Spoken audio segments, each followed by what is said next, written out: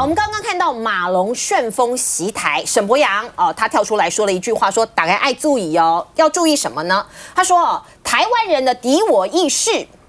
爱注意，他说马龙来台湾笑脸迎人，同时间过去24个小时，13架次的中共军机，7艘次的中共军舰，2个中共的空飘气球，等比级数的增加侵扰台湾。你看，一边笑笑的来这边，另外一边又飞机啊、船啊都过来这就是在测试台湾人的底线。如果每一次这样做，大家就会开始对于这种灰色地带的进攻不在意，觉得马龙看起来很可爱，中共就成功了。这是来自于沈伯洋的说法。我来跟我的同宗沈伯洋委员开示一下。他把两样事情搞混了。马英九处心积虑、用尽力气请了马龙来，是给台湾人看的；老共的飞机啊绕啊绕啊，是给美国人看的。这是两回事。这是两回事。不过刚才前节的时候，这个梁文杰啦、肖主任啊，还有我们以前前总统的心腹啊罗志强委员啊，他们讲的一大堆话其实都不是很有营养啊。因为在台湾你要谈类似的交流，马上就来对吧？我跟你讲，摸下头就准备修理你。你在差，我在差下。我跟你讲台湾要讨论这个事情，交流是没有什么不好，但是你要看交流。主张带动、启动的交流的这个人如果是为了不打仗、不流血，这打个的暂行了。但是这个启动的人，如果他多年的政绩或多年的所作所为，大家晓得他是要统的，或者起码他的终极目的是要统一的，他的利益在良善，利益良善这个是现在很流行的话。利益良善。我跟你讲，所有偏独的或是中间选民都会给他画一个问号，就是讲你到底你写的想啥？因为偏独的人对任何交流活动都认为这是对统有利啊，所以这个心理既然在的话，你再怎么努力把它淡化，这个背后的统独意识都没有用。所以你说这个今天如果这个团把马龙这个人抽掉，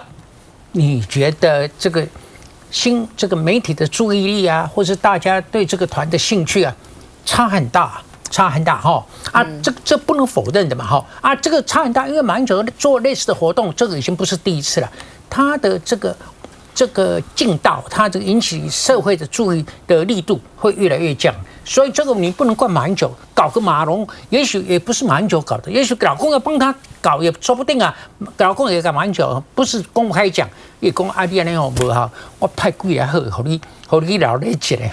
所以我闲话不讲，因为这个大家都知道，普通常识而已我讲这个也没有用。我有一个建设性的建议，是，请说。这个建设的建议要比梁文杰梁文杰他们夫妇两个也只能讲出这一段话，这个实在没什么资质的。你等一下讲起来这陆委会的人讲这番话没什么意思。我建议啦，我跟你讲，你有没有看过 U12、Under 12的棒球赛？老共的青少年的棒球赛的水准非常差，被我们0-15还是0-16贴整个概括起来、砍叫起来玩疯。所以我认为对岸不管是哪一个政府的层次，应该由这些重点培养青少棒的学校，国中也好，高中也好，让他们找不止一个学校，找一群学校联名邀请我们刚刚得到冠军的棒球队，然后呢由古仲亮带队，然后去大陆，在这些重点学校去绕一周，既是参访也是示范。那个人家国手，赶这囡仔加起来，点几波给你看起来，我讲试试看。我在这里公开喊话，对岸的政府，不管哪一个层次的，这被他看没看梁文杰那回应？是来乃金。我觉得从沈伯洋的谈话，你就知道他如此的胆战心惊就知道马龙呢最成功的统战的对象呢就是沈伯洋，显然已经这个认知作战已经非常的成功，让沈伯洋如此的不寒而栗。而且民进党的悲哀在于是沈伯洋还是民进党的男性的不分区立委的代表，程度就到这里所以这是民进党的一种集体弱智的悲哀的呈现。然后梁文杰呢？我们想想看今天如果说大陆有一个副部级的官员负责对台事务的对于台湾到大陆的参访团的年轻的这些朋友们哈，说3道4，你什么感受啊？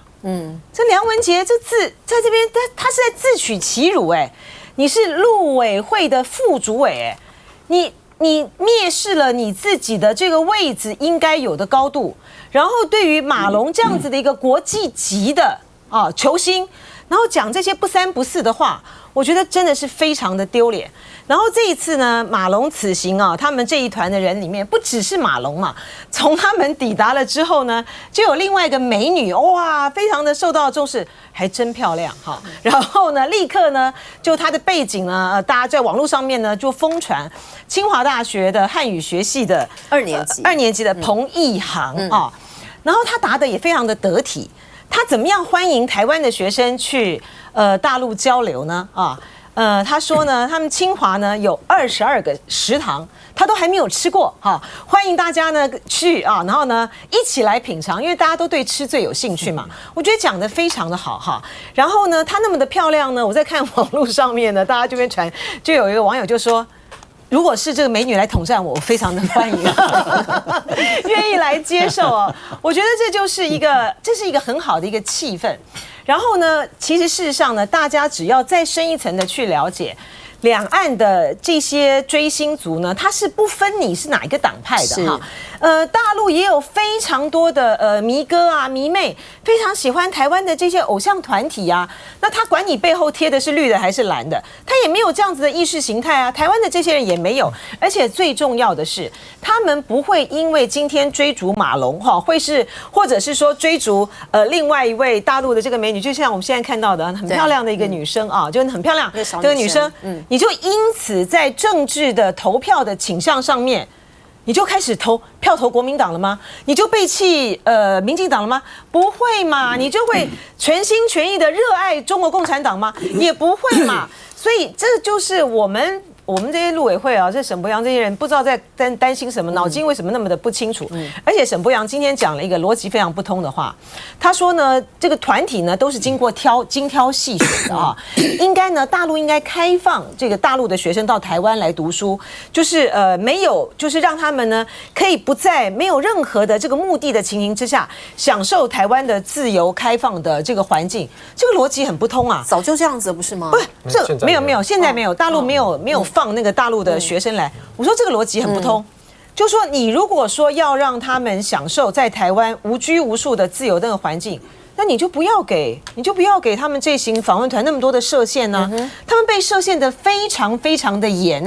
你如果没有到指定地点，然后没有建指定的点，不能够脱队，好，所有的通通都不行。所以这是这个。你如果说要他们享受我们那种自由的气氛，你就不要设这么多线呢。的确，你为什么有这样的差别对待？而这种种的心态呢，就是凸显了他们这一群人就活在一个戒严时代，你知道吗？来。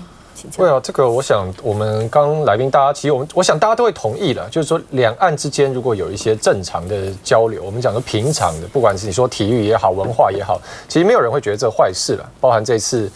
马龙来，包含之前其实胡歌来，很多台湾年轻人也很喜欢。我其实之前也有看《琅琊榜》，那这个但是所以其实梁文杰副主委他这次谈话，刚刚大家比较看到他可能有提到说，希望没有政治前提，但其实他也有做另外一部分嘛。我想他的主意其实还是要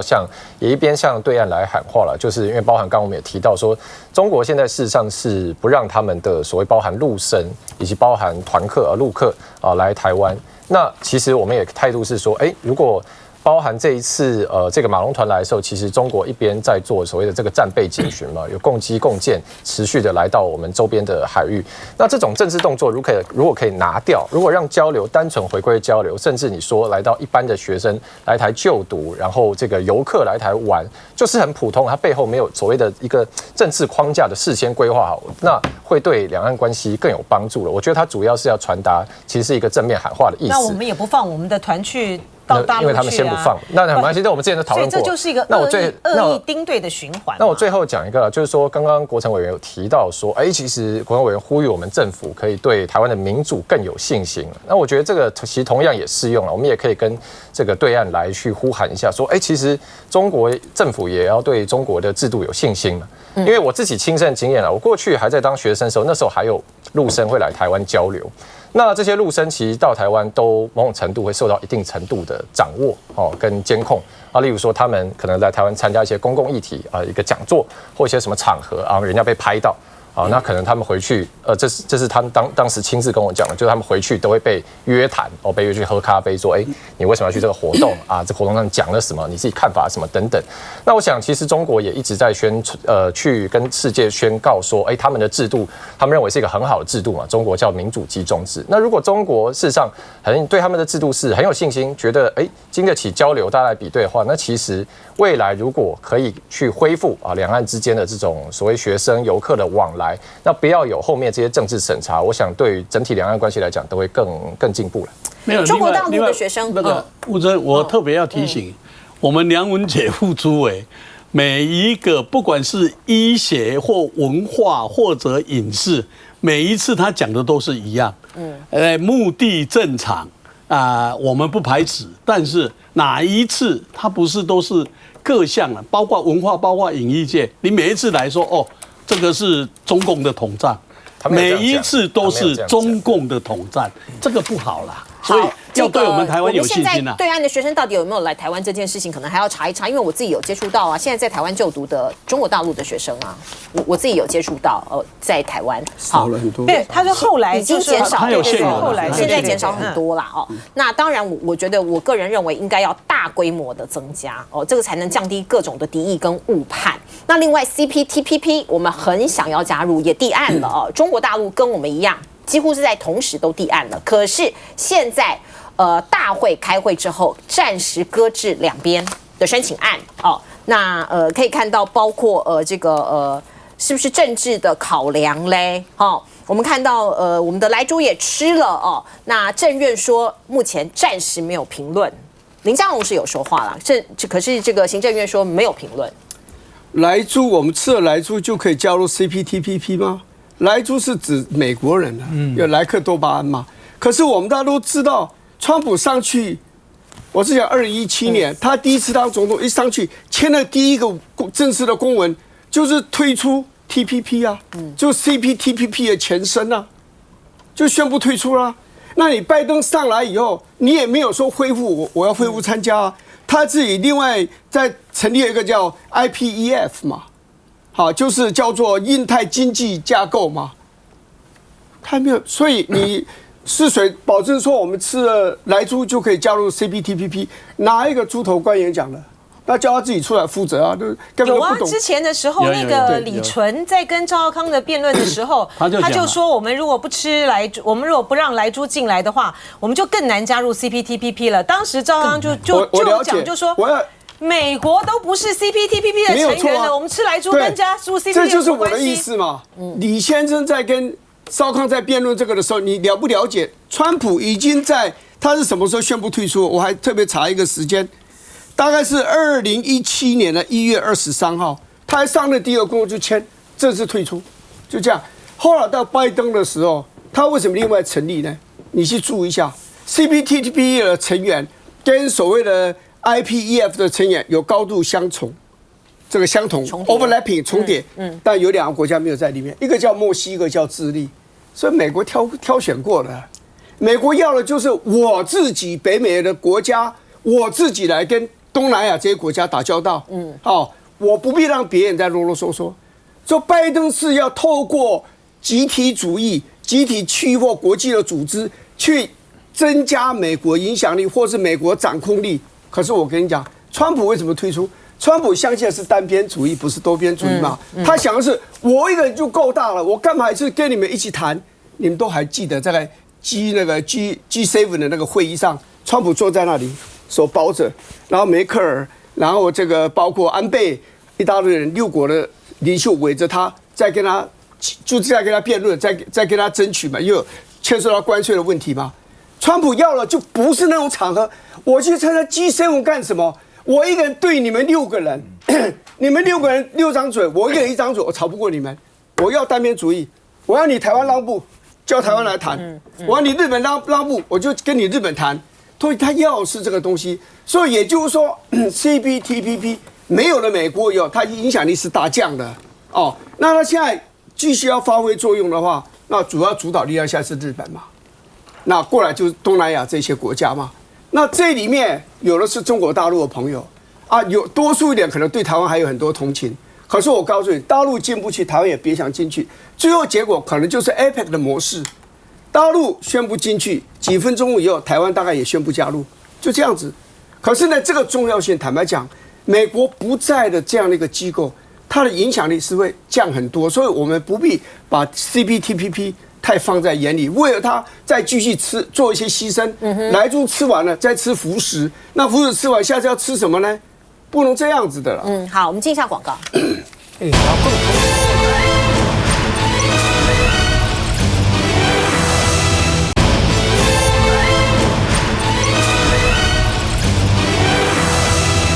好，这个谢宜容啊，他的办公室现在变成了另外一个焦点，因为啊，像是洪申翰还有其他媒体进去拍了之后，发现真的不同一般的办公室哦，他的这个为了要种他这些花花草草，很耗电哈。那用的是3万度电，1年加起来，小家庭可以用7年，因为3万度电可能大家没有概念啊，就算一算，一般4口之家可以用7年哦，很可怕哦！这到底是什么样的耗电的一个怪兽？我们看到他的这个办公室的布置呢，现在透过媒体披露哦，出现在大众的眼前，包括你看到天花板哦，装有黑色的轨道灯，24小时不关的哦。好，那墙面挂有木质的墙壁的这个花台哦，像这个蕨类啊，就可以这样自然的垂降。哦，那另外一个角度来看，这边看起来很像是那个心灵咨商室，有没有？地上有地毯，还有这个像是日式的坐垫，还有抱枕呐，哦，布置的是很不错啦。如果你是跟员工一起分享的话，那也 OK； 如果你是自掏腰包，那更 OK。可是现在就是。问题是这个装潢费145万，说是用的也是就业安定基金。这个就安基金多好用啊！唱歌也用它，装潢也用它，买这个伴手礼也用它，哦，很可怕。那我们再来看看，包括这个3万度电，现在要查喽，哦，你是给人家小家庭1年可以用7年又4个多月，这个要大家节电有没有？我们经济部长。我们政府都说，哎呦，我们大家要节电啊，共体时间。结果你自己高官哦是这样子用电的。那我们看到，包括洪申翰哦也批评说是装饰过当哦。那另外呢，我们看到包括这个唱歌的部分，这是许明春哦。许明春在当劳动部部长的时候，不是开了一个前进的光哦，在高雄办了一个这样子的一个以劳动为背景的那样子的一个演唱会。那2个半小时的演唱会。外界说他唱了30分钟。那前2天，许明春办公室有发声明，像我们媒体也有接到说，指正我们哦，说不是30分钟，是10分钟。部长只唱了10分钟，3首歌。问题是你在台上的时间是超过半小时，因为它中间有一些桥段呐，哦，除了唱歌之外，主持人有访问，还有一来一往的说一些类似。脱口秀吧，哦，还有包括这个花妈也上台哦，所以加起来是超过30分钟啊，哦，那你怎么会一直这么计较来指正我们媒体说我只唱了3首歌10分钟哦，仿佛10分钟就不算这个不需要被指教。我们看到国民党前青年部的主任叫陈冠安哦，他还特别去查喽，不只是那个演唱会花了300多万，演唱会开完之后剪片。剪成7支片，好放上这个 YouTube 让大家来观赏。7支片花了203万，而且其中有2支片是许明春的个人专访。哦，他讲他的理念啊，讲什么哦？2支是他个人专访，总共花了203万。哦，这个有点恐怖哎。哦，委员来，志强委员。我跟各位说啊，我先从谢宜容讲起啊。谢宜容分署长在11职等，我跟你保证，我想吴峥也会认同，连部长都不敢办公室是这个样子，你相不相信？你去看部长办公室会弄成这样子。可是问题就来了，一个分署长，他可以把办公室挪用就业安定基金，抱歉，就业安定基金是有使用规定的哦，它使用用途是法定用途，是有列出来的哦，没有给你装潢这个用途啦。今天他可以明目张胆到拿就业安定基金，然后去搞他个人办公室的豪华装潢，花几百万上百万145。好，然后呢，接下来你看他为了自己的那个办公室的豪华哦，那个用电照顾植栽，可以搞3万度电。那我只问一件事情，你民进党到底发生什么事情啊？我就问这件事啊，这个事情有可能在别人主政下发生吗？我跟你讲，真的很难想象啊。我想那个玉芳委员有没有经历过国民党执政？国民党执政分署长，你不要讲分署长，部长要做到这种程度，我看都已经是很不可能了。那接下来再讲，难怪啊，搞了半天会谢宜荣是这个德性，原来许明春也是一个样子啊。就业安定基金拿来开演唱会，你跟我讲唱10分钟，你讲20分钟，跟陈菊一搭一唱30分钟，人家讲错了吗？没错啊。更重要是后面剪的影片一样是花就业安定基金的钱啊，200多万加起来500多万啊。我还是回头问一句话，今天说真的，贪渎能不能查下去哈，那是一回事哦。但是他确实是挪用了不该挪用的钱，就不该挪用到就业安，也就是说这些人哈，这些官哈，他根本把国家，尤其是哈可能不在常务预算里面看到的东西啊，他把那些东西当做自己的金库在用啦。然后你说做这些影片行销个人，然后开始去做的时候，我说的下一个还有一个重点来了，他指定谁做？你看那些点阅率都很烂的啦，一支影片29万，对，点阅率都很烂的。然后你是给谁做？做了以后也是又是去照顾绿油油，所以公家钱多好花，自己挥霍自己那个奢豪，还可以用这个预算去照顾我的朋友，然后拿到标案，然后这样子弄得皆大欢喜。问题是做的稳若泰山。今天我请问，如果没有发生今天那个霸凌致死的案件，这个家伙还在这个位置上继续做下去，这才是恐怖的地方。所以我又说，民进党真的必须检讨啦。你们怎么会这8年会出现这一种？如果一个分署长这个样子，你把那个整个部门打开来看，现在霸凌案都是到处报，为什么？一个一个出来，为什么压8年？你想真的要好好反省。国成委员，我觉得啦，我们凭良心讲，第一个，我反对就业安定基金去做任何作用，因为它是促进就业，还有保障外劳，因为这些钱都是从外劳那边手缴业会所累积下来。我们也承认这个部分是过去的劳动部长他的小金库，我们同意。但是是用在法令所规定的情况之下，所以我也反对，不管是许明春也好，不管是谢宜荣也好，你去用装潢申请140几万，然后去做这个，我坚决的反对。